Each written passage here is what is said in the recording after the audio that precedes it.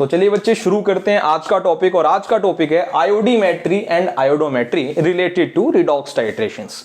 तो redox titration में हमने पढ़ लिया बेटा परमैंगनेट टाइट्रेशन क्या होता है, डाइक्रोमेट टाइट्रेशन क्या होता है, और अब हमें पढ़ना है आयोडीमेट्री क्या होता है और आयोडोमेट्री क्या होता है। ये करवाने के बाद आपका रिडॉक्स टाइट्रेशन हो जाएगा खत्म, ठीक है। उसके बाद हम आगे बढ़ेंगे प्रेसिपिटेशन टाइट्रेशन पर और कॉम्प्लेक्सोमेट्रिक टाइट्रेशन पर। तो चलिए शुरू करते हैं आज का टॉपिक, और आज का टॉपिक है अपना आयोडीमेट्री पहले, राइट। आयोडीमेट्री, ध्यान से देखना बच्चे, दिमाग में ये रखना कि आयोडीमेट्री और आयोडोमेट्री रिडॉक्स टाइट्रेशन की टाइप है। और रिडॉक्स टाइट्रेशन पर बच्चे आपको याद होगा हमने ऑक्सीडाइजिंग एजेंट और रिड्यूसिंग एजेंट के बीच में टाइट्रेशन करवाया है, यानी एक को ब्यूरेट में रखना होता है और एक को टाइट्रेशन फ्लास्क में, और एक इंडिकेटर इस्तेमाल करना होता है, और हमने टाइप्स ऑफ इंडिकेटर्स भी पढ़ लिए। चलिए देखिए, आयोडीमेट्री इसका नाम इंडिकेट करता है कुछ आयोडीन रिलेटेड है, यानी इस वाली टाइट्रेशन में, इस वाली रिडॉक्स टाइट्रेशन में एक कंपोनेंट तो आयोडीन है फॉर श्योर। आयोडी मींस आयोडीन, एक कंपोनेंट तो आयोडीन है फॉर श्योर। और आयोडीन का नेचर कैसा होता है मैं आपको बताता हूं। देखिए बच्चे, यहां पर आयोडी मतलब आयोडीन से है, और आयोडीन बच्चे I2 होता है। क्या होता है? I2। और I2 का नेचर क्या होता है आप जानते हैं? नेचर समझ रहे हो आप? रिडॉक्स टाइट्रेशन में आपको बताना पड़ेगा कि आप जो दो कंपोनेंट ले रहे हो उसमें एक ऑक्सीडाइजिंग एजेंट कौन है और रिड्यूसिंग एजेंट कौन है। तो मुझे एक बात बताइए, आपके हिसाब से आयोडीन एक ऑक्सीडाइजिंग एजेंट होना चाहिए या रिड्यूसिंग एजेंट होना चाहिए? बताइए। मैं आपसे एक सवाल पूछता हूं कि I2 बच्चे चेंज होगा तो किस में चेंज होगा? I2 जो होता है अगर वो अपने में चेंज लाएगा तो किस में चेंज होगा? आयोडाइड आयन में। I2 किस में चेंज होगा बच्चे? I नेगेटिव में। यानी ये क्या कर रहा है? ये क्या हो रहा है? ऑक्सीडेशन नंबर घट रहा है क्योंकि यहां तो 0 है। रिडक्शन, यानी ये ऑक्सीडाइजिंग एजेंट है, समझे। और अच्छा ऑक्सीडाइजिंग एजेंट नहीं होता है, बेटर ऑक्सीडाइजिंग एजेंट नहीं होता है, ये एक माइल्ड ऑक्सीडाइजिंग एजेंट होता है। कॉन्सेप्ट्स क्लियर रखोगे तो तुम्हें समझ में आएगा कि सर ने I2 की information as a oxidising agent या रिड्यूसिंग एजेंट देने की कोशिश क्यों की है। क्योंकि रिडॉक्स टाइट्रेशन में एक कंपोनेंट ऑक्सीडाइजिंग एजेंट होता है और दूसरा रिड्यूसिंग एजेंट होता है। तो I2 तो यहां ऑक्सीडाइजिंग एजेंट है, यानी इसका टाइट्रेशन करवाना है किसी रिड्यूसिंग एजेंट के साथ। In this titration takes place, ध्यान से बच्चे ध्यान से, titration takes place between iodine यानी I2 जो कि काम कर रहा है एक माइल्ड ऑक्सीडाइजिंग एजेंट का,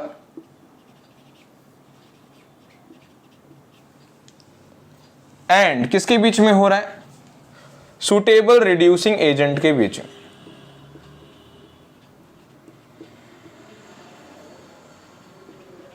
सुटेबल रिड्यूसिंग एजेंट के बीच में, जो कि हम आम तौर पर लेते हैं, जो एग्जाम्पल वही मैं लिखता हूं, Na2S2O3। इसका नाम है sodium thiosulphate. Sodium thiosulphate, clear है। इसको ऐसे भी दिखाया जा सकता है बच्चे, S2O3-2। आई होप सबको क्लियर है कि यहां पर आयोडीन और किसके बीच में टाइट्रेशन होगा बेटा? रिड्यूसिंग एजेंट के बीच में, और वो रिड्यूसिंग एजेंट है ये। अब इसमें हमारा एम क्या होता है? टू डिटरमाइन कंसंट्रेशन,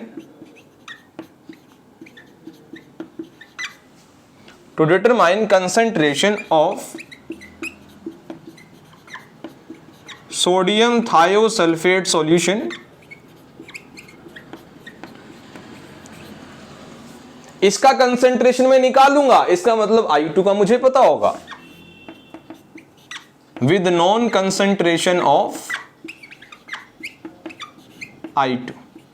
बच्चे आपको एम बिल्कुल क्लियर होना चाहिए। आयोडीमेट्री में क्या होता है? आयोडीमेट्री में आयोडीन की हेल्प से किसी भी रिड्यूसिंग एजेंट का, जैसे यहां पर ये है, कंसंट्रेशन, स्ट्रेंथ, नॉलेज निकाली जा सकती है, पाई जा सकती है। तो ये हमारा एम है बच्चे, यहां पर क्लियर है। अब इसमें होता क्या है, ध्यान से देखिएगा।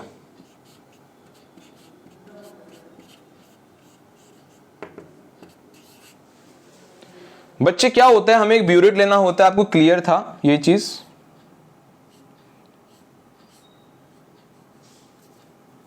ये नोजल होता है, इसको रेगुलेट करने के लिए हमारे पास रेगुलेटर होता है जो ओपनिंग और क्लोजिंग करवाता है, ठीक है। और इसके नीचे रखा होता है flask.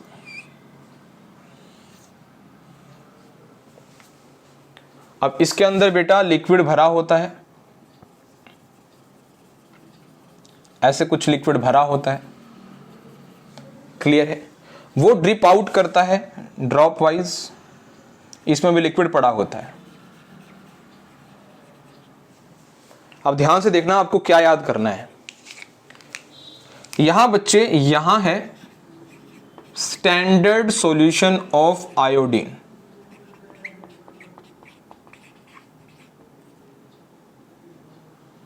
Standard solution of iodine,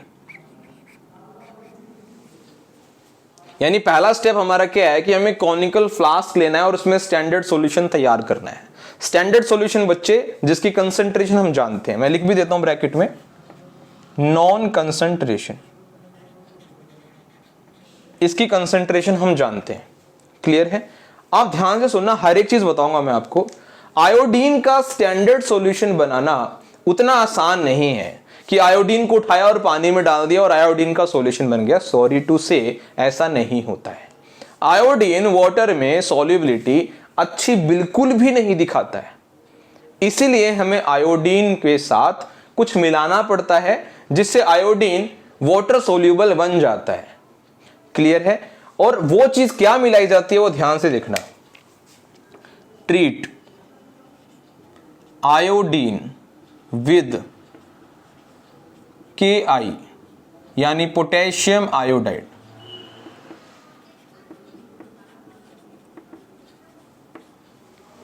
ध्यान से देखना कैसे, I2 की रिएक्शन Ki से कर देने की और हो जाता है Ki3, जिसको लिखा जा सकता है K positive plus I3 negative. इसको बोलते हैं बच्चे ट्राई आयोडाइड आयन। अब बच्चा यही सोच रहा होगा, सर अगर आप स्टैंडर्ड सॉल्यूशन आयोडीन का लेना चाहते हैं तो आयोडीन लो ना, ये क्यों ले रहे हो? उसका रीजन मैंने आपको बताया कि आयोडीन और वाटर में सोल्युबिलिटी अच्छी नहीं होती, इसलिए आयोडीन में Ki मिलाया जाता है। बच्चा बोलते हैं ठीक है सर, ये बात भी मैं आपकी मान गया, आपने Ki इसलिए मिलाया कि आयोडीन का एक स्टैंडर्ड सॉल्यूशन बनाया जा सके, लेकिन सर आयोडीन की ओरिजिनलिटी तो नहीं रहेगी अगर आप उसमें Ki मिलाएंगे तो। बिल्कुल रहेगी बच्चे। Ki3 को ऐसे लिख सकते हैं, और जो I3 होता है ना बेटा, I3 नेगेटिव, वो ऐसे प्रेजेंट होता है। आ गया ना आयोडीन? समझ में आ गया ना कैसे किया है? I2 को Ki में मिलाया और Ki3 बन गया, और Ki3 को आप ऐसे लिख सकते हो और I3 नेगेटिव को ऐसे लिख सकते हो। क्लियर हुआ? ऐसा क्यों करवाया जाता है? To make standard solution of iodine because जो प्योर आयोडीन होता है वो वाटर सोल्यूबल नहीं होता है। तो आई होप सबको पहला स्टेप क्लियर है, जिसमें ना अभी ब्यूरेट लिया गया ना फ्लास्क लिया गया, ठीक है। अब इस सॉल्यूशन को फ्लास्क में डाल देना। Add this solution in titration flask with an indicator, एक इंडिकेटर के साथ बच्चे, और वो इंडिकेटर क्या है? स्टार्च। वो इंडिकेटर क्या है बच्चे? स्टार्च है। तो इंडिकेटर के साथ डाल देना, तो क्या होगा? जो आपका I3 नेगेटिव है, यही है ना अंदर, इसमें जब स्टार्च मिला दोगे तब यहां पर मिलेगा आपको स्टार्च और आयोडीन का प्रोडक्ट, जो कि ब्लू कलर का होगा, और I नेगेटिव अलग। ठीक है, यानी आपका सॉल्यूशन क्या हो जाएगा बच्चे, ब्लू हो जाएगा। क्लियर हुआ? क्लियर हुआ? तो ये हो गई बच्चे 2 स्टेप, इसको नोट करें, पूरा नोट कर लीजिए, देखते रहना बेटा, देखते रहना। एम आपको पता है ही कि सोडियम थायोसल्फेट का हमें यहां पर कंसंट्रेशन निकालना है आयोडीन की कंसंट्रेशन के हेल्प से। तो दिस इज बेटा जी सेकंड स्टेप। ओके, थर्ड, अब इसका काम तो हो गया। अब इसमें क्या क्या है बच्चे, इसमें ये भी है और इंडिकेटर भी है, और इंडिकेटर भी है, और इंडिकेटर बच्चे यहां क्या है, स्टार्च है। इंडिकेटर क्या है बच्चे, यहां स्टार्च है, और ये सॉल्यूशन बच्चे ब्लू कलर का है।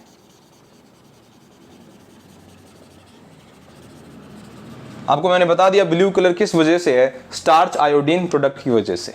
नाउ स्टेप 3, अब आपको पोर करना है, ऐड करना है ब्यूरेट में sodium thiosulphate. Add sodium thiosulphate solution, sodium thiosulphate solution in burette, in burette to determine its concentration,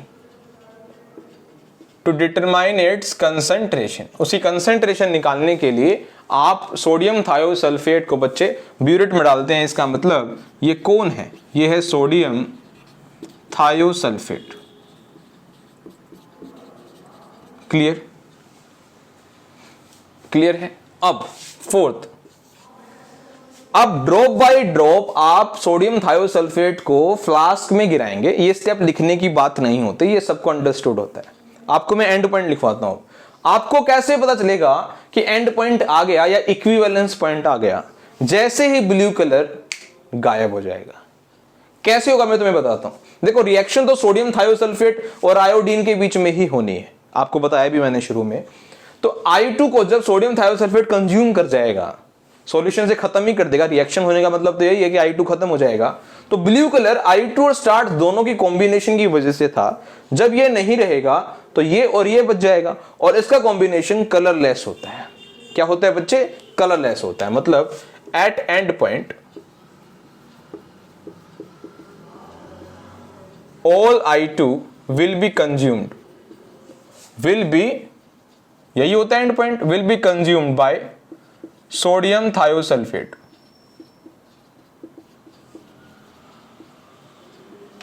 As a result, solution becomes colorless। Solution क्या हो जाएगा बच्चे, कलरलेस हो जाएगा। कैसे, रिएक्शन करके दिखाता हूं। ये आपका सोडियम थायोसल्फेट, ये आयोडीन के साथ रिएक्ट किया और बनाया इसने Na2S4O6 plus I minus. Clear हुआ? अरे I2 का देखो रिडक्शन हुआ है, तो ये हुआ ना रिड्यूसिंग एजेंट, इसकी हेल्प से हुआ। क्लियर है? देखो, इसका आपको नॉलेज था, इसकी कंसेंट्रेशन आपको पता है, तो इसके हेल्प से इसकी बता दोगे। मतलब कि विद द, या यूं लिख देता हूं, नंबर ऑफ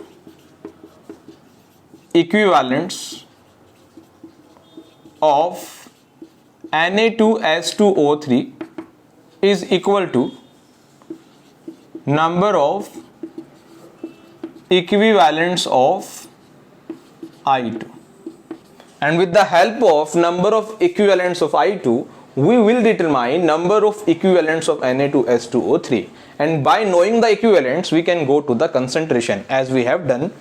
तो आपको ये चीज पता होनी चाहिए कैसे आप Na2S2O3 के कंसंट्रेशन तक पहुंचेंगे। क्लियर हुआ? तो ये चीज आप नोट कर लीजिएगा। तो 4 स्टेप में मैंने आपको समझा दिया आयोडीमेट्री क्या होता है। क्लियर हुआ? समझ में आ गया बच्चे? तो स्टार्च रह गया अंदर और I माइनस रह गया अंदर, उनका कॉम्बिनेशन कलरलेस होता है। ठीक है, मैं लिख भी देता हूं, स्टार्च प्लस I माइनस का जो कॉम्बिनेशन है वो कलरलेस होता है। ब्लू कलर तभी आया था जब स्टार्च और आयोडीन दोनों प्रेजेंट थे। तो आई होप सबको आयोडीमेट्री क्लियर हुआ, आयोडीमेट्री में एम क्लियर हुआ। अब हम बढ़ते हैं आयोडोमेट्री की तरफ, प्लीज नोट दिस। चलिए बच्चे बढ़ते हैं आगे आयोडोमेट्री की तरफ। ध्यान से देखना बच्चे, आयोडोमेट्री।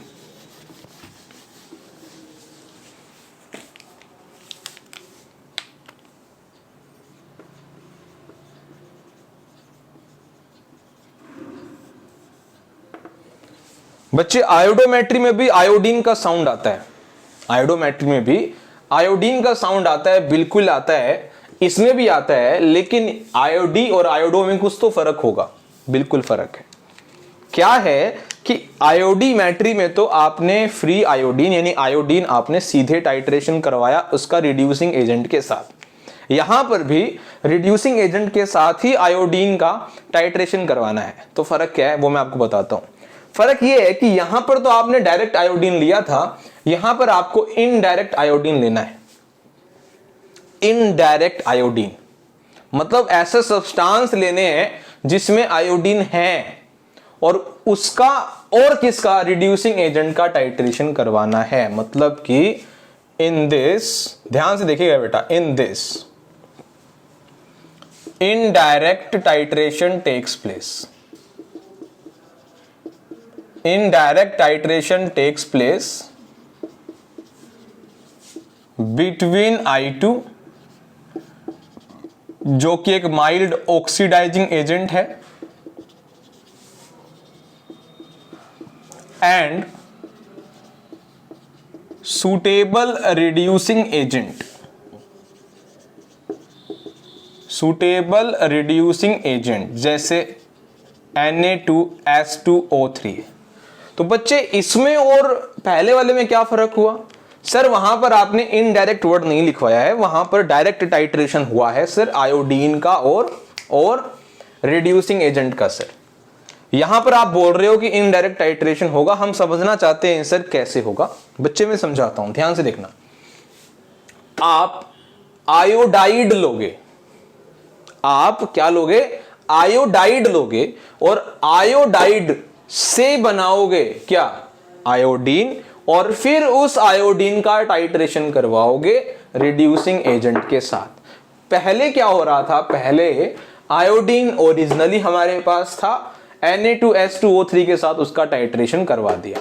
अब की बार I2 अपने पास ओरिजिनली प्रेजेंट नहीं है, हमारे पास आयोडाइड है, जैसे पोटेशियम आयोडाइड Ki, और Ki के हेल्प से मैं I2 बनाऊंगा और फिर उस I2 का और Na2S2O3 का टाइट्रेशन होगा। देखें कैसे।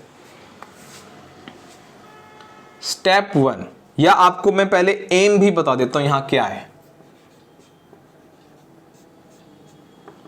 चूंकि बच्चे हम I2 इनडायरेक्टली लेने वाले हैं तो हमारे पास इस बार इसकी नॉलेज नहीं है, हमारे पास है इसकी नॉलेज, और हम उसकी नॉलेज पाना चाहते हैं, मतलब उसका opposite. To determine concentration of liberated iodine. अब इसका क्या मतलब है मैं तुम्हें समझाता हूं। With the help of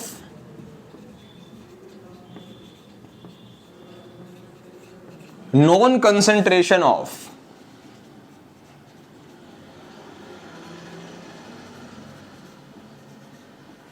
Na2S2O3, liberated iodine मतलब रिलीज आयोडीन। कैसे होता है रिलीज आयोडीन, इसकी चर्चा कैसे हुई, बात करते हैं स्टेप 1 से। बच्चे क्योंकि आपको इनडायरेक्टली आयोडीन लेना है तो कैसे लेना है? आप लोगे टेक आयोडाइड जैसे Ki, टेक आयोडाइड Ki, और आपको पता है Ki कैसे ब्रेक होता है?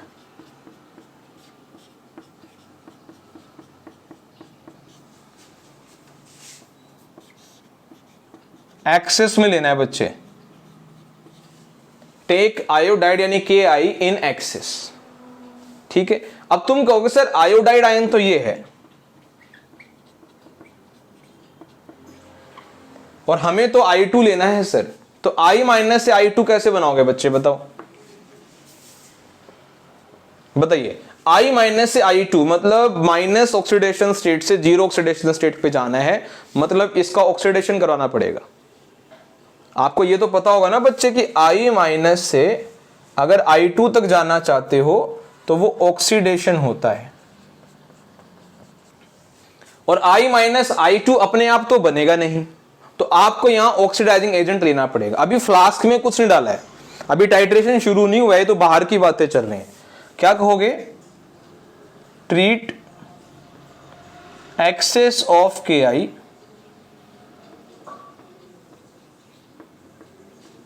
With oxidising agent like MnO4 negative, Cr2O7 minus 2 dichromate ion, है ना, ऑक्सीडाइजिंग एजेंट्स होते हैं ये, Cu+2 etcetera, many more, H2O2, ठीक है।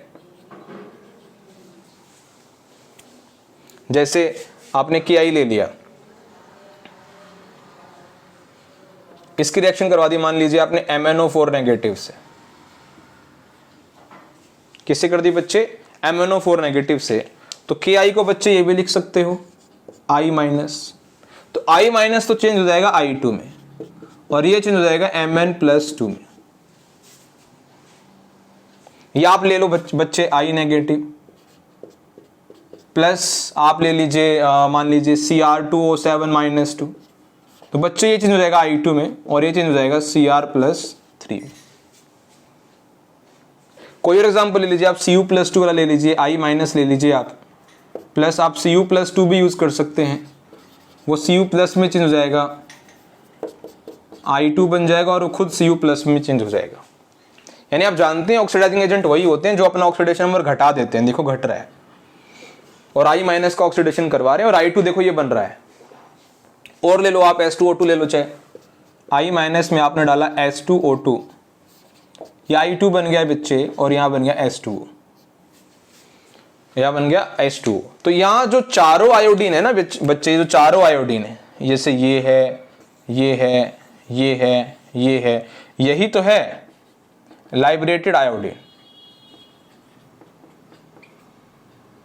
क्लियर हुआ, इसे कहते हैं लाइब्रेटेड आयोडीन।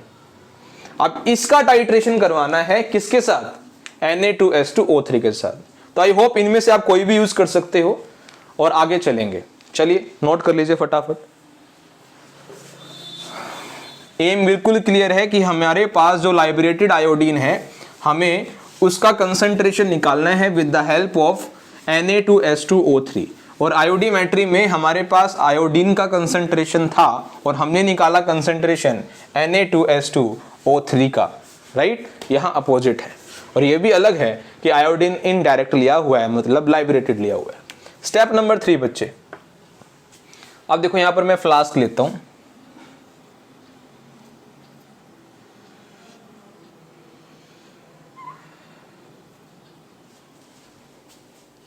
अब इस फ्लास्क में क्या लिया हुआ है, ध्यान से देखिएगा। इसमें लिया हुआ है KI, क्लियर, स्टेप 1 में लिया मैंने, और उसमें डाला हुआ है कोई रिड्यूस ऑक्सीडाइजिंग एजेंट, जैसे मान लीजिए मैंने यहां डाला हुआ है H2O2।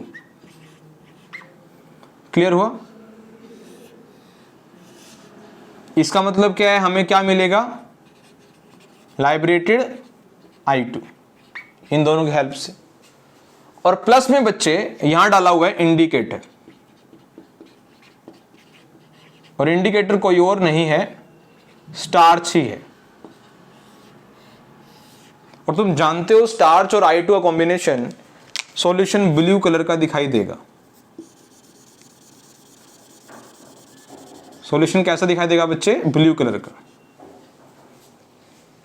ठीक है। अब इसके ऊपर मैं दिखाता हूं ब्यूरेट।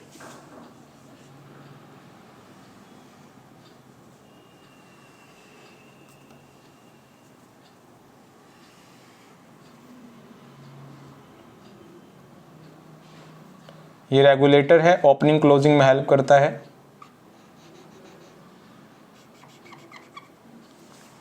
इसको पूरा भरा हुआ है बच्चे, यहां से भरा हुआ है मान लीजिए,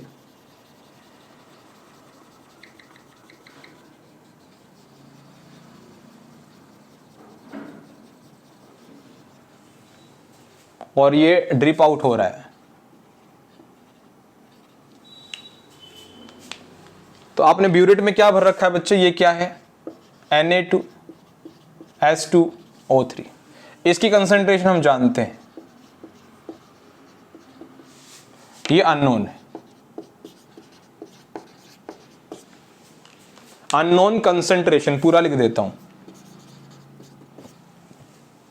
तो बच्चे क्या होगा थर्ड स्टेप में, थर्ड स्टेप में ये होगा कि आप ब्यूरेट में Na2H2O3 भर देंगे, add Na2H2O3 solution of non concentration in burette,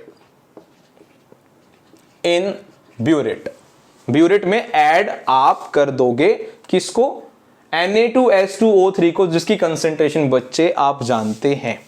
अब इस कंसेंट्रेशन की हेल्प से आप इस कंसेंट्रेशन का डाटा ऑब्टेन कर लेंगे, क्योंकि एंड पॉइंट पर आप जानते हो इक्विवेलेंट्स टाइट्रेट और टाइट्रेंट दोनों के बराबर होते हैं। तो add Na2H2O3 solution of known concentration burette, forth at end point या equivalence point, at end point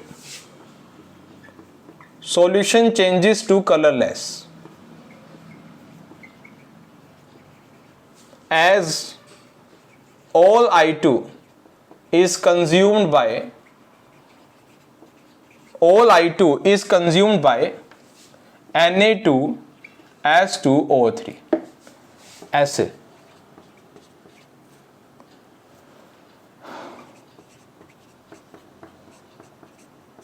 इसके नीचे मैं लिखूंगा लाइब्रेटेड आयोडीन, ताकि आपको ध्यान रहे कि ओरिजिनली I2 नहीं था, हमने इनडायरेक्टली I2 लिया। ये बना Na2S4O6 plus I minus. You can also represent this reaction like H2O3 minus 2 plus I2 gives us S4O6 minus 2 plus I minus. एक ही बात है।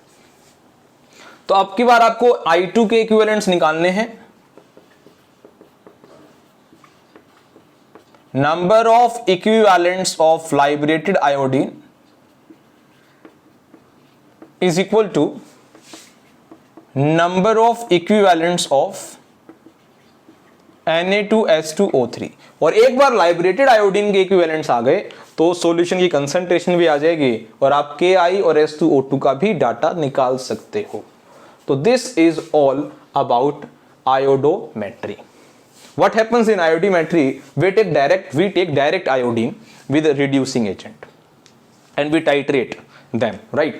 And we determine concentration of reducing agent with the help of non-concentration of iodine taken in solution in flask.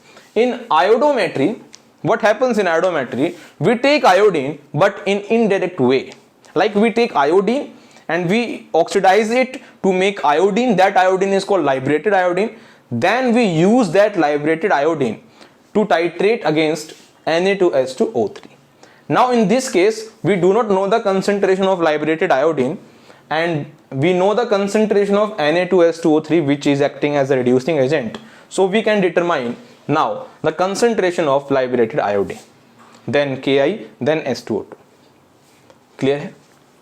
चलिए बच्चे एक question करवाकर इस topic को खत्म किया जाए, ठीक है?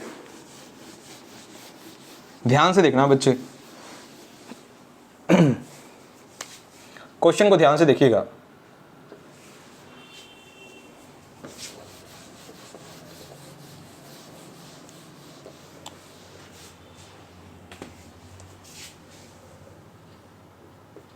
तो इसमें लिखा गया 225 ml of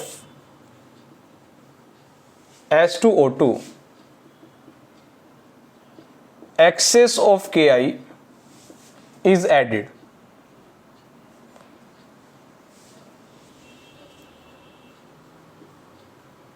and then liberated I2 होता है बेटा, ठीक है। then liberated I2 is titrated against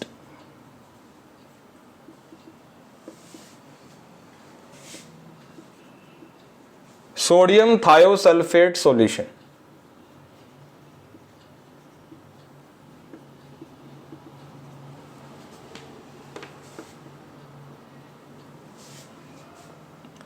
The liberated I2 needs 20 ml of 0.5 N Na2S2O3 solution. Calculate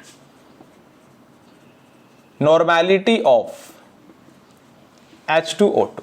तो बच्चे आपको H2O2 की नॉर्मेलिटी निकालनी है, तो आप कैसे करेंगे? तो आपके पास H2O2 है और आप उसमें KI मिलाते हो, ठीक है। आप रिएक्शन से कर सकते हो, नहीं तो आपको आयोडोमेट्री याद ही होगा। H2O2 और KI आपस में मिलाए गए हैं और I2 बना है, ठीक है। उस I2 की रिएक्शन इसके साथ करवाई गई है Na2S2O3 के साथ, यानी जो Na2S2O3 के इक्विवेलेंट्स हैं, यानी number of equivalents of liberated I2 is equal to number of equivalents of Na2S2O3। और Na2S2O3 का वॉल्यूम भी गिवन है बच्चे और नॉर्मेलिटी भी गिवन है। नॉर्मेलिटी इनटू वॉल्यूम इक्विवेलेंट्स होते हैं, तो नॉर्मेलिटी है बच्चे 0.5, वॉल्यूम है 20/1000। इसको बच्चे N बोलते हैं, इसको V बोलते हैं, ठीक है। तो इसको सोल्व करके अपने नंबर ऑफ इक्विवेलेंट्स आ जाएंगे, ठीक है। जैसे 0 से 0 कट जाएगा, 0.5 इंटू 2 1 हो जाएगा, तो ये हो जाएगा 0.01, ठीक है। एंड अब देखना ध्यान से, number of equivalents of H2O2 is equal to number of equivalents of liberated I2। बच्चे क्लियर हुआ? H2O2 से ही तो प्रोडक्ट I2 मिला है, और प्रोडक्ट के इक्विवेलेंट्स और रिएक्टेंट के इक्विवेलेंट्स बराबर होते हैं बच्चे, तो H2O2 के इक्विवेलेंट्स तक आप पहुंच सकते हो। तो ये वैल्यू तो है 0.01। अब नॉर्मेलिटी निकालनी है आपको H2O2 की, तो नंबर ऑफ इक्विवेलेंट्स को ऐसे लिख सकता हूं बच्चे, नॉर्मेलिटी इनटू वॉल्यूम। नॉर्मेलिटी पता नहीं, वॉल्यूम है 25 ml, तो यहां हुआ 1000, वहां है बच्चे 0.01। तो सोल्व करने के बाद तो 25 40 उधर चला जाएगा। Normality is equal to 0.01 into 40। Clear हुआ? क्योंकि ये जो है ना, ये 25 और जो 1000 है ये कट जाएगा 40 पे, तो ये बच्चे हो जाएगा, अगर आप इसका 100 नीचे ले जाते हैं, 10 से 10 कट जाता है 4, और 0.4 आंसर इसका आ जाएगा। तो this is all from iodimetry and iodometry. ये क्वेश्चन आप जरूर कर लीजिएगा, और नेक्स्ट वीडियो में हम डिस्कस करेंगे कि प्रेसिपिटेशन टाइट्रेशन और कॉम्प्लेक्सोमेट्रिक टाइट्रेशन क्या होता है। फिर हम आगे बढ़ेंगे बैक टाइट्रेशन पर और डबल टाइट्रेशन पर, और खत्म करेंगे टाइट्रेशन क्या होता है। Thank you.